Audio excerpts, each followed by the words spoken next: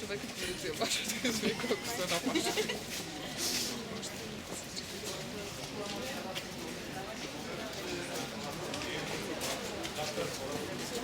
Така, намираме се пред паметната плоча на Екатерина Каравелова. Тя, както забелязвате, това е и тенденцията в повечето паметни плочи.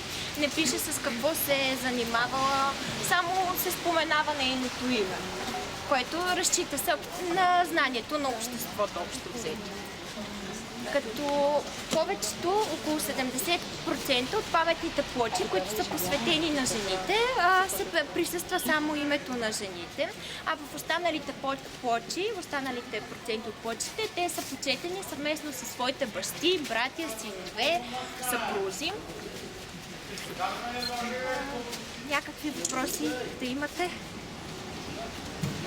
По принцип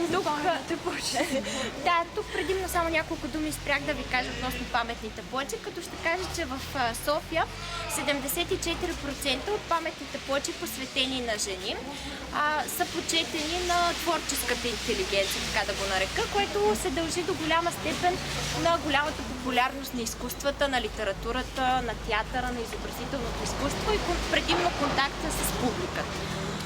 Както забелязвате в днешно време, никъде в туристическите маршрути на столицата не присъстват женските места, паметните плочи, посветени на жени, на женското движение. Като колективната памет на града, да го нарека, забравя много пъти не само политически събития, важни за женското движение, но много често и личности. Няма паметни плочи, например, на една традиционна за жените професия, каквито са, например, учителките. Липсват много и паметни плочи на адвокатки, на жени учени, на лекарки, на инженерки.